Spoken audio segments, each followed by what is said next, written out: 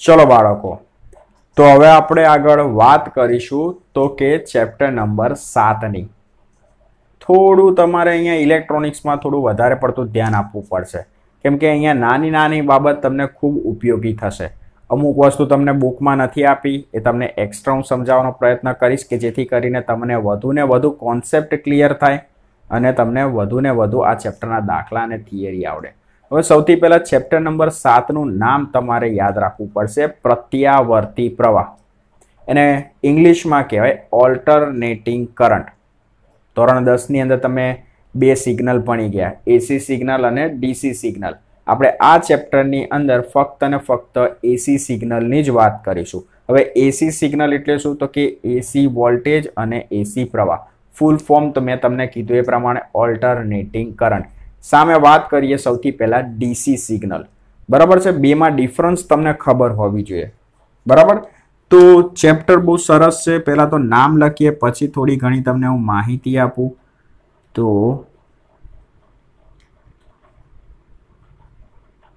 Chapter number 7 નામ છે પ્રત્યાવર્તી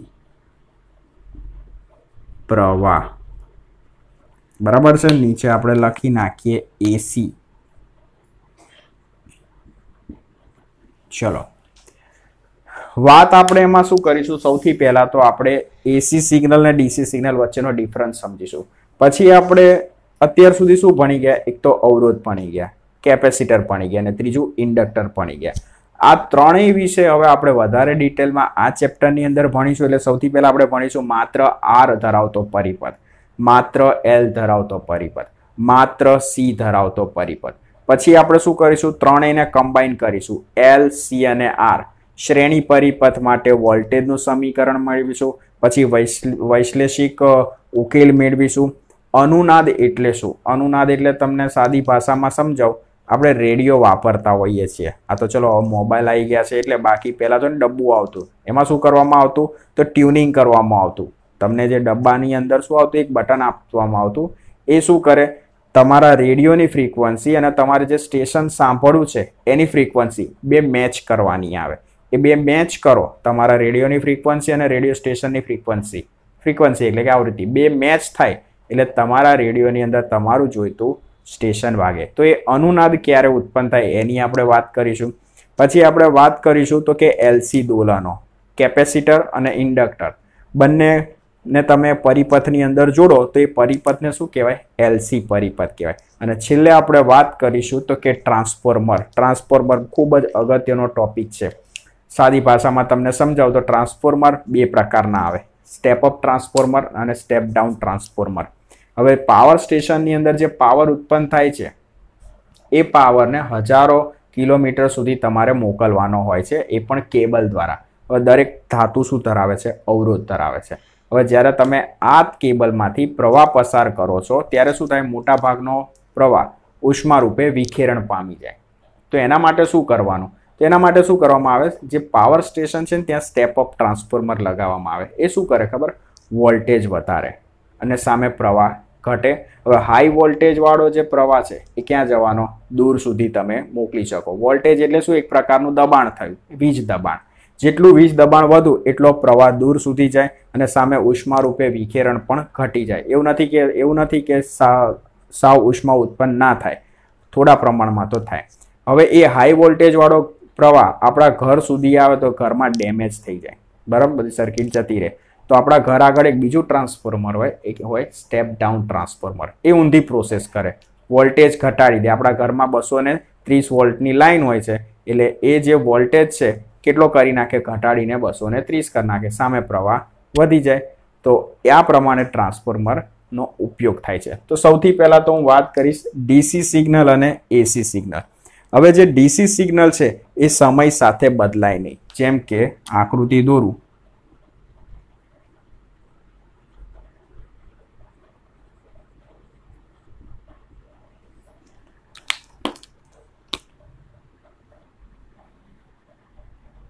આ સમયની અક્ષ છે અને આ શું છે? વોલ્ટેજ અથવા પ્રવાહની અક્ષ છે। હવે જે વોલ્ટેજ કાં તો જે પ્રવાહ છે ને એ સમય સાથે ના બદલાય. આવી રીતે તમને આલેખ મળે. સમય વધે છે પણ સામે વોલ્ટેજ કે પ્રવાહનું મૂલ્ય વધે કાં તો ઘટે છે ના. આ જે આલેખ છે એ સમયની અક્ષને સમાંતર છે, એટલે કે સમય વધે છે પણ જે વેલ્યુ છે એ શું રહે છે? અચળ રહે છે. એટલે તમે અહીંયા એવું લખી શકો કે ડીસી સિગ્નલ એ સમય સાથે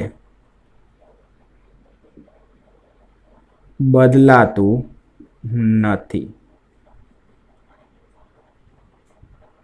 હવે આ જે ડીસી સિગ્નલ એટલે કે ડીસી પ્રવાહ અને ડીસી વોલ્ટેજ છે એ ક્યાં વપરાય? જ્યાં તમારે હેવી ઇન્સ્ટ્રુમેન્ટ ચાલતા હોય, બરાબર, જ્યાં કે મોટી મોટી કંપનીઓ હોય, મોટા મશીનો હોય, જ્યાં ઇન્ડસ્ટ્રીયલ એપાર્ટમેન્ટ હોય, ત્યાં આ ડીસી સિગ્નલનો ઉપયોગ થતો હોય છે. જ્યારે આપણા ઘરની અંદર કયા સિગ્નલનો ઉપયોગ થતો હોય? એસી સિગ્નલનો. હવે એસી સિગ્નલ છે ને સમય સાથે બદલાતો રહે કંઈક આ રીતે.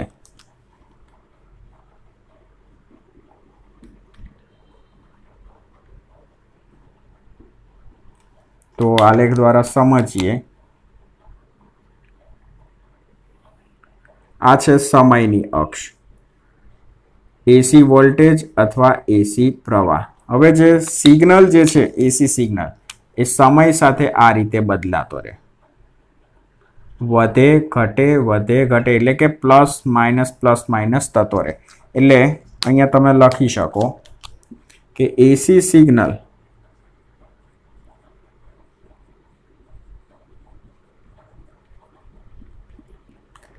એ સમય સાથે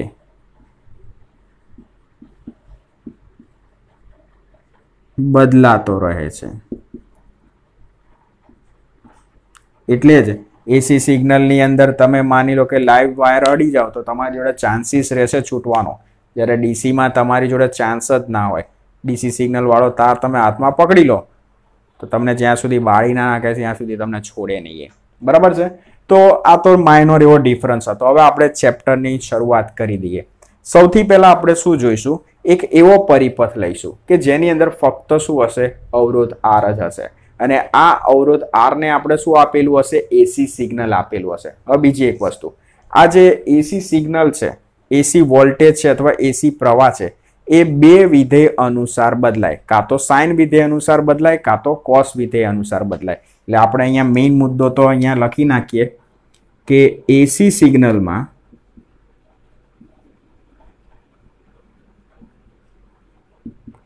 વોલ્ટેજ અને વિદ્યુત પ્રવાહ સાઇન અથવા કોસ વિધેય અનુસાર બદલાતું રહે છે. કેમ કે હમણાં આપણે જ્યારે થિયરી શરૂ કરીશું ત્યારે જ પહેલું જ એસી પ્રાપ્તિ સ્થાનનું જે સમીકરણ આપણે લખીશું એ સાઇન વિધેય અનુસાર લખીશું. તો સૌથી પહેલો ટોપિક, માત્ર આર ધરાવતો પરિપથ. ઘણીવાર શું કહેવામાં આવે છે? શુદ્ધ અવરોધ ધરાવતો પરિપથ. એટલે પરિપથ એવો કે એમાં શું હોય?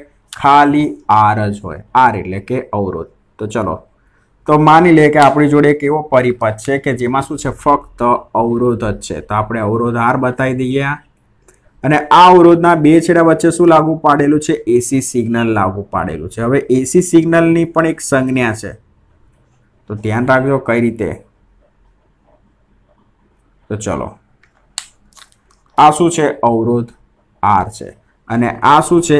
એસી સિગ્નલ.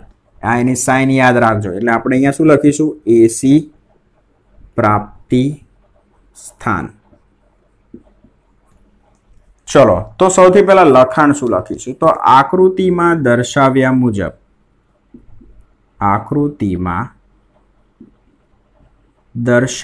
મુજબ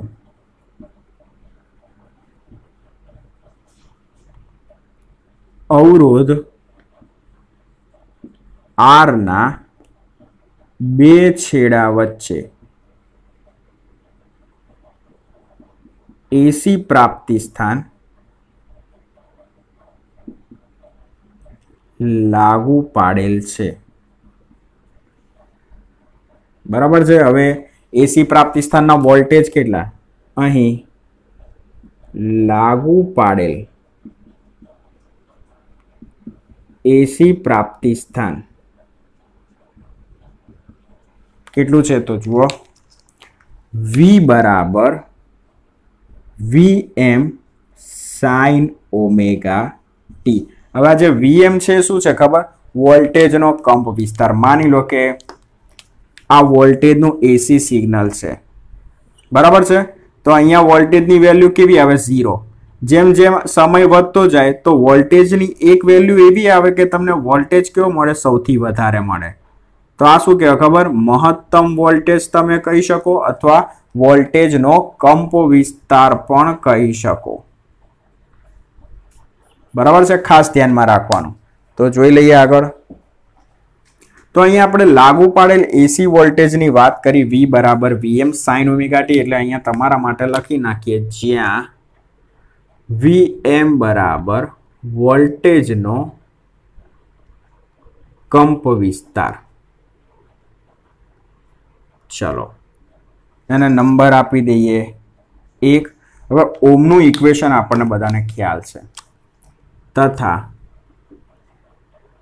ઓમના સમીકરણ મુજબ V બરાબર IR. આને કહી દઈએ સમીકરણ નંબર 2. સમીકરણ 2 અને 1 સરખાઈ દઈએ. સમીકરણ 1 અને 2 સરખાવતા. ચલો, તો અહીંયા હું ઇક્વેશન લખીશ, IR is equal to VM sin omega T. ચલો, એમાં હું I ને કરતા બનાવી દઉં તો VM by R sin omega t. હવે સમજો, થોડું થિયરિકલ છે. અહીંયા જે આ છે sin ઓમેગા ટી, બરાબર છે. આ જે છે sin ઓમેગા ટી, એને હું આવી રીતે લખી શકું, ઓમેગા ટી માઇનસ 0 અથવા ઓમેગા ટી પ્લસ 0, ગમે તે તમે લખી શકો. તો આનો મતલબ શું થયો ખબર? પ્રવાહ અને વોલ્ટેજ વચ્ચેનો કળા તફાવત કેવો છે? 0 છે. આ છેલ્લે તમને જે બતાવે છે ને એ શું બતાવે? કળા તફાવત. એટલે પ્રવાહ અને વોલ્ટેજ વચ્ચેનો કળા તફાવત શું છે? 0. એનો મતલબ કે વોલ્ટેજ જે દિશામાં હશે ને એ જ દિશામાં શું હશે? પ્રવાહ હશે. તો જ પ્રવાહ અને વોલ્ટેજ વચ્ચેનો કળા તફાવત 0 થાય. એટલે કે બંને વચ્ચેનો ખૂણો શું થાય? 0 થાય.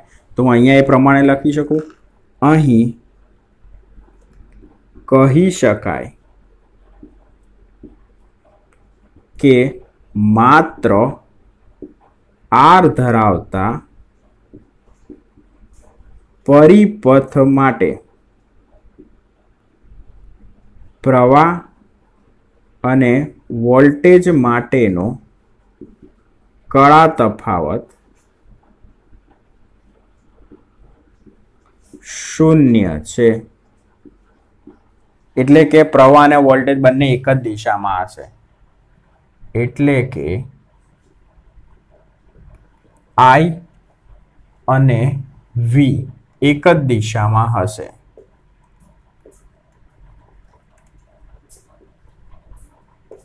ચલો, હવે થોડું ધ્યાન આપજો. હવે VM બાય R, વોલ્ટેજ મહત્તમ હોય તો પ્રવાહ પણ કેવો હોય? મહત્તમ હોય. તો પરંતુ VM બાય R, તો એની જગ્યાએ હું શું લખી શકું? IM લખી શકું.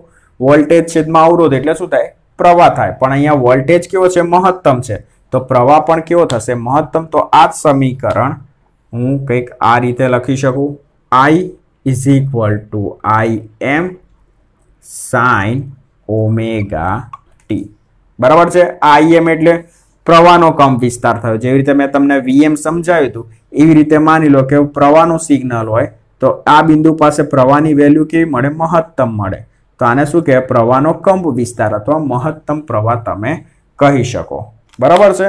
તો આ મુદ્દો ખાસ ધ્યાન રાખજો કે પ્રવાહ અને વોલ્ટેજ કેવો હોય? સમાન કળામાં હોય. કોના માટે? માત્ર R ધરાવતા પરિપથ માટે. એટલે હું કંઈક આ રીતે પણ બતાવી શકું. જુઓ, તો માની લો કે આ વોલ્ટેજનો વક્ર છે, બરાબર છે. સામે હું શું દોરીશ? પ્રવાહનો વક્ર.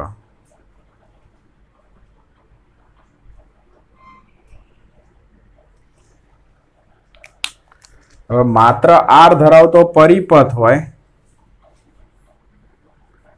અને બંને પ્રવાહ અને વોલ્ટેજ સમાન કળામાં હોય, એનો મતલબ શું થયો? તો પ્રવાહ અને વોલ્ટેજ એક જ સાથે ન્યૂનતમ થાય એટલે કે લઘુત્તમ થાય, એક જ સાથે મહત્તમ થાય અને એક જ સાથે શૂન્ય થાય. જેમ કે આ બિંદુ પાસે પ્રવાહ કેવો છે? મહત્તમ છે, બરાબર, IM. તો એ જ બિંદુ પાસે વોલ્ટેજની પણ વેલ્યુ કેવી થવાની? મહત્તમ થવાની. પછી જુઓ, એક જ સાથે બંને શૂન્ય થશે. જુઓ આ બિંદુ પાસે, આ શું કહેવાય? ઉગમ બિંદુ. તો ઉગમ બિંદુ પાસે આ વેલ્યુ કેવી થશે? 0. એટલે પ્રવાહ અને વોલ્ટેજ બંને એક જ સાથે શું થશે? 0. ત્રીજું લઘુત્તમ. તો આ બિંદુ પાસે તમે જુઓ બંને કેવા થાય છે? લઘુત્તમ એક જ સાથે થાય છે. કેટલા થશે? -IM. એવી રીતે એક જ સાથે લઘુત્તમ થશે -VM.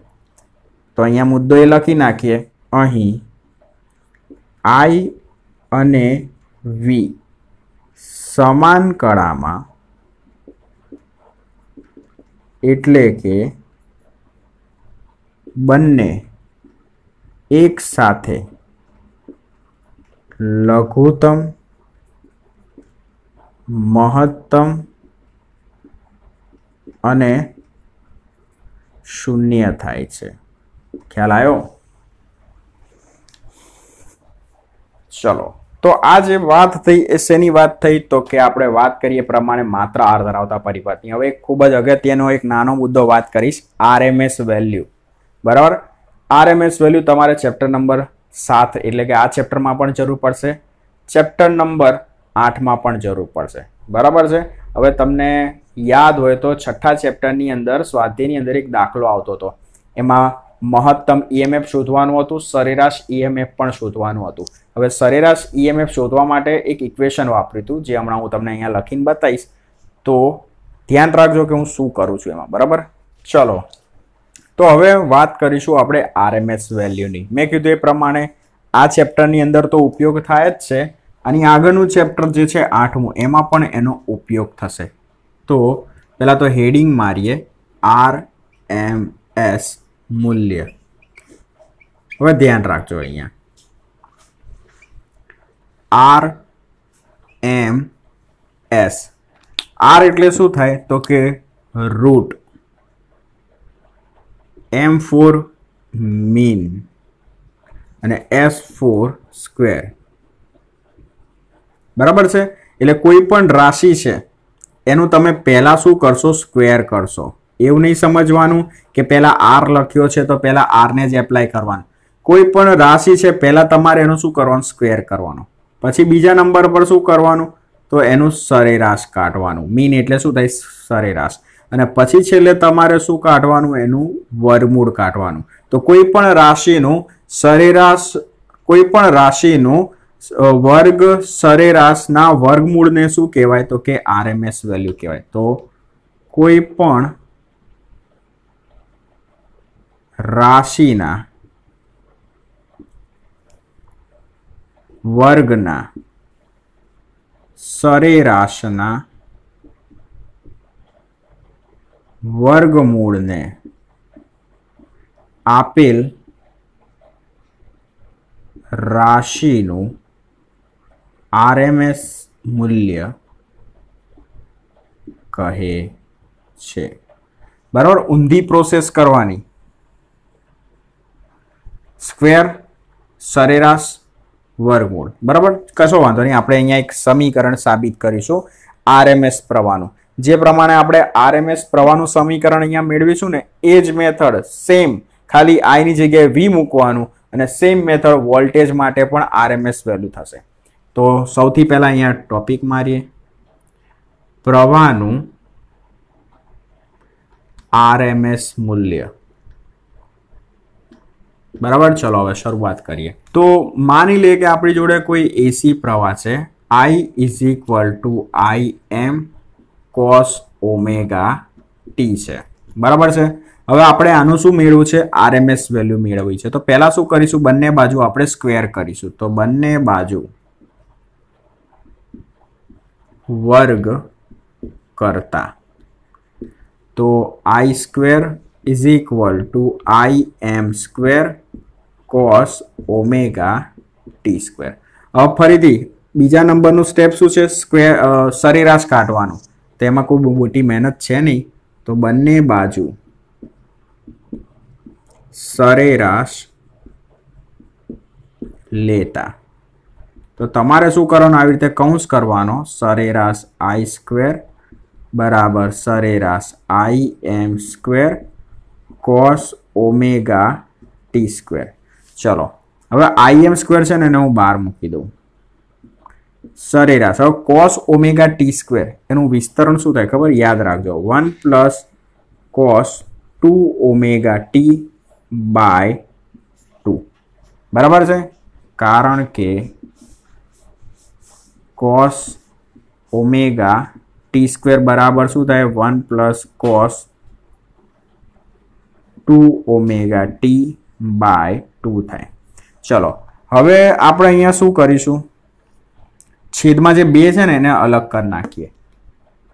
IM સ્ક્વેર સરેરાશ 1/2 plus cos 2 omega t by 2, બરાબર છે। હવે IM સ્ક્વેર છે ને એને અંદર ગુણી નાખીએ, એટલે કંઈક આવી રીતે થશે, સરેરાશ I square is equal to IM square સરેરાશ 1/2 વત્તા IM સ્ક્વેર સરેરાશ cos 2 ઓમેગા ટી બાય 2। ચલો હવે ધ્યાન રાખજો, આપણે અહીંયા બધાના સરેરાશ મૂલ્ય લખવાનું, જેમ કે અહીંયા સરેરાશ 1/2, અહીંયા સરેરાશ cos 2 ઓમેગા ટી બાય 2, આ બંનેના સરેરાશ મૂલ્ય લખવાના છે। તો કઈ રીતે, તો સરેરાશ 1/2 નું મૂલ્ય તે શું થશે ખબર, 1/2 જ રહેશે। યાદ રાખજો, કોઈ પણ પૂર્ણાંક કે અપૂર્ણાંક સંખ્યા હોય એનું સરેરાશ મૂલ્ય તો એટલું ને એટલું જ રહે, પણ વાત ક્યારે આવે, જ્યારે સાઇન હોય અથવા કોસ વિધેય હોય તો એમનું જે સરેરાશ મૂલ્ય છે ને એ શું થાય, 0 થાય। તથા સરેરાશ cos 2 ઓમેગા ટી બાય 2 તેનું સરેરાશ મૂલ્ય શું થશે, 0। કારણ કે આપણે ચેપ્ટર નંબર 6 ની અંદર સાબિત કરેલું છે કેમ 0 થાય છે, ચેપ્ટર નંબર 6 માં આવી ગયું છે। કારણ કે આવી રીતે એક દોલન દરમિયાન લાગતો સમય કેટલો હોય ખબર, આવર્તકાળ t જેટલો, અને આવર્તકાળ t જેટલો સમય લે ને એક ભ્રમણ માટે, તો એના માટે સરેરાશ વેલ્યુ શું થાય ખબર, સાઇન વિધેય અથવા કોસ વિધેય માટે 0 થાય। તો તમને યાદ હોય તો કંઈક આવું ઇક્વેશન લખ્યું હતું, 1/t સંકલન 0 થી t cos 2 omega T dt બરાબર શું થાય, 0 થાય। એટલે કે 0 થી t ની વચ્ચે હું આનું સંકલન કરું ને, એક ભ્રમણ દરમિયાન લાગતો સમય કેટલો, આવર્તકાળ t જેટલો, તો એના માટે મને સરેરાશ વેલ્યુ શું મળે, 0 મળે। તો હવે આ બધી વેલ્યુ હું આમાં એપ્લાય કરી દઉં તો સરેરાશ I square is equal to IM square શું વધશે, અહીંયા 1/2, આ તો શું થઈ જશે, 0। ચલો મોટા ભાગનું તો કામ પતી ગયું, હજી એક કામ બાકી, ત્રીજા નંબરનું શું છે, વર્ગમૂળ લેવાનું। તો બંને બાજુ વર્ગમૂળ લેતા તો વર્ગમૂળની અંદર સરેરાશ I square is equal to વર્ગમૂળની અંદર અહીંયા હજી સ્ક્વેર આવશે, બરાબર, વર્ગમૂળની અંદર IM સ્ક્વેર બાય 2, તો વર્ગમૂળની અંદર IM સ્ક્વેર બાય 2, તો IM સ્ક્વેરનું વર્ગમૂળ શું થાય, IM છેદમાં √2। તો આને છે ને હું કંઈક આ રીતે પણ લખી શકું, I મોટો રાખો અને નીચે નાના અક્ષરમાં RMS લખી નાખો, IM બાય √2। તો આ જે ઇક્વેશન મળ્યું એ શેનું ઇક્વેશન મળ્યું, તો કે RMS પ્રવાહનું ઇક્વેશન મળ્યું। આ જ મેથડથી તેવી જ રીતે વોલ્ટેજનું RMS મૂલ્ય VRMS is equal to VM by √2 થાય। સેમ મેથડ, ખાલી I is equal to Im cos omega t છે, એની જગ્યાએ શું લખી નાખો, V બરાબર Vm cos omega t. Sine લઈને પણ તમે કરી શકો, એવું કંઈ જરૂરી નહીં. બરાબર છે, તો આ ખાસ ધ્યાન રાખવું. ઓકે.